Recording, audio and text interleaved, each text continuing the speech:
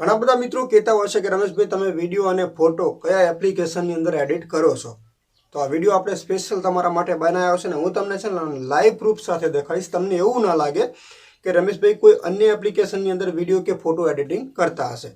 તો વિડીયોમાં મિત્રો ખાસ બને રહેજો. મારા ફોનની અંદર જેટલા પણ એપ્લિકેશનો છે એ બધા એપ્લિકેશનો તમને લાઈવ પ્રૂફ અને જે પણ હું એડિટિંગ કરું છું એ બધા એપ્લિકેશન તમારી સામે આજે વિડીયોમાં દેખાડવાનું છું. બસ વિડીયોમાં ધ્યાન આપજો, કારણ કે ઘણા બધા એપ્લિકેશન એડિટિંગ માટે મિત્રો અલગ અલગ હોય છે અને ફોટો એડિટિંગ માટે પણ ઘણા બધા એપ્લિકેશન હોય છે.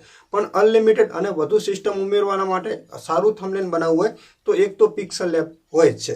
પણ મિત્રો ટેમ્પરરી થંબનેલ બનાવવું હોય તો એના કરતાં પણ મિત્રો ઘણા બધા એપ્લિકેશનો છે જેમાં આપણે વધારે મહેનત કરવી પડતી નથી. જો કે હું જે મેં વિડીયો એડિટિંગ કરું છું એની અંદર જે સિસ્ટમ આવે છે એની બધી માહિતી વિડીયોમાં તમને દેખાડવાનું છું, જેથી તમને મિત્રો ખબર પડે કે આપણે વિડીયો કઈ એપની અંદર એડિટિંગ કરીએ અને જેની અંદર મિત્રો આપણો સમય સચવાય. કારણ કે અમુક એપ્લિકેશન એવી હોય છે કે જેની અંદર આપણે કોઈ પણ વિડીયો એડિટ કરતા હોય ને તો જ્યારે મતલબ આપણે વિડીયોને સેવ કરીએ તો એને સેવ થવામાં છે ને ઘણો બધો સમય લાગતો હોય છે. તો આ વિડીયો જે એપ્લિકેશનો છે એના માટે આપણે સ્પેશિયલ છે જેમાં હું એડિટિંગ કરું છું એ જ એપ્લિકેશન તમને અહીંયા દેખાડવાનું છે. તો પહેલાં તો મિત્રો છે ને એક મિત્રની કોમેન્ટ હતી કે રમેશભાઈ તમે થંબનેલ જે વ્લોગિંગ આપણી અલગ ચેનલ છે ટેકનિકલ જય ગુગા વ્લોગ્સમાં, જેમાં હું મોટા અક્ષરે લખું છું. જે અક્ષરો તમને પહેલાં તો અહીંયા દેખાડી દઉં છે એટલે તમને ખબર પડે કે જે મેં અહીંયા થંબનેલ બનાવ્યું છે એ તમને અહીંયા ખબર પડે. તો અહીંયા મેં મોટા અક્ષરોમાં અહીંયા લખેલું છે, જોઈ શકો તમે સ્ક્રીનમાં જોતા હશો. મોટા અક્ષરોમાં મેં લખેલું છે ને એના જે કલર તમારે ચેન્જ કરવો હોય ને તો તમે અહીંયાથી કલર ચેન્જ કરી શકો છો. અને જે બોર્ડર કલર છે એને તમારે આવી રીતે ચેન્જ કરવા છે તો આવી રીતે એના કલર ચેન્જ કરી શકો છો. અને વાત રહી અહીંયા ગુજરાતી ફંટની તો એ પણ તમને અહીંયા દેખાડી દઉં. તો આ ફંટ છે અને અહીંયા માય ફંટ ઉપર ક્લિક કરશો તો આ તમને અલગ અલગ જો અહીંયા મોટા અક્ષરો આવી રીતે જોવા મળી રહેશે. તો આ છે મિત્રો સ્પ્રિંગ એપ અને મેં આના ફંટ આ જે ફંટ છે એ મિત્રો છે ને ખાસ કરીને કે આ સ્પ્રિંગ એપની અંદર આવે જ છે. આપણે ડાઉનલોડ કોઈ પણ જગ્યાએથી લેવાની જરૂર નથી, આ એપની અંદર જ આવે છે. આ વિડીયો આ જે થંબનેલ છે ને આપણે વ્લોગિંગ માટેનું છે. ખાસ કરીને આ મોટા અક્ષરે તમારે લખવું હોય તો એના માટે આપણે આ સ્પ્રિંગ એપ ડાઉનલોડ કરી લેવાની છે. સ્પ્રિંગ એપ એટલે તમને અહીંયા દેખાડી દઉં. જોઈ લો અહીંયા ઉપર ખૂણામાં જ નામ લખેલું છે સ્પ્રિંગ. આ એપ જોઈ લો પ્લે સ્ટોરની અંદર મળી રહેશે મિત્રો ખાસ તમને. અને આ એપ્લિકેશન છે ને જે મિત્રો કાઇન માસ્ટરની પ્રોડક્ટ છે અને ટોટલ સિસ્ટમ તમને આની અંદર કાઇન માસ્ટરની જોવા મળશે.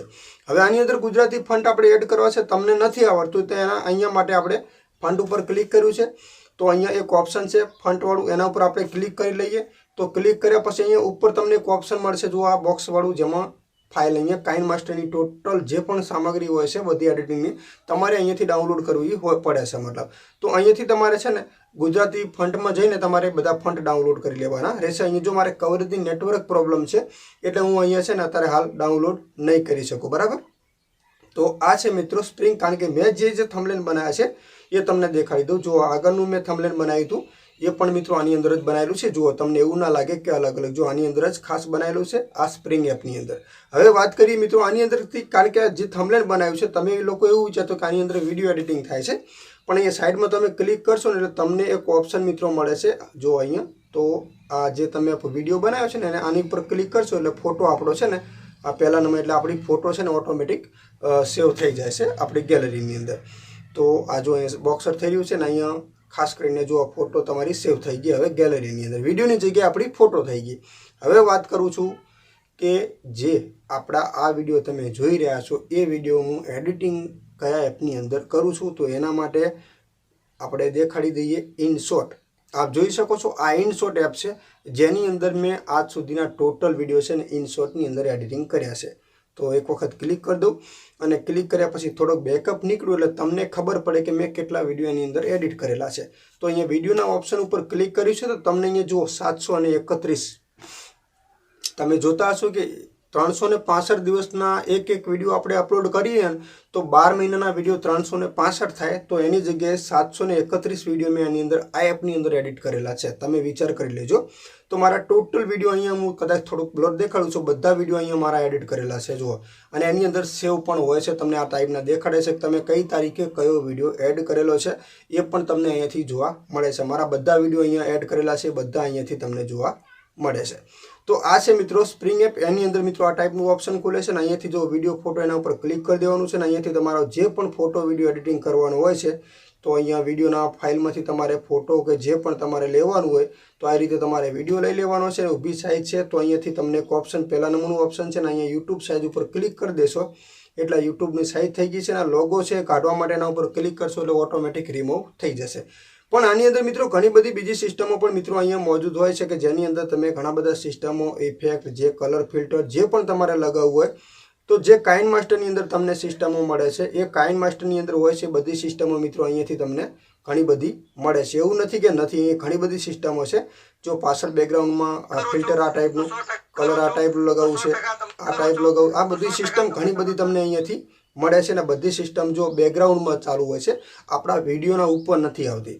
તો આ બધી સિસ્ટમ મેં એની અંદર જ મિત્રો એડિટિંગ કરેલું છે. બધું જે પણ એડિટિંગ કરું ને એની અંદર ખાસ કરેલું છે. અને આ એપ છે મિત્રો, એનું નામ છે ઇનશોટ. તો તમને ખબર પડી ગઈ છે કે ઇનશોટ એપ્લિકેશન મેં તમને લાઈવ પ્રૂફ સાથે દેખાડી. અને મિત્રો ખાસ આ એપ તો પ્લે સ્ટોરમાં મળી જ રહેવાની છે, બરાબર. અને હું એની અંદર જ એડિટિંગ કરું છું ખાસ.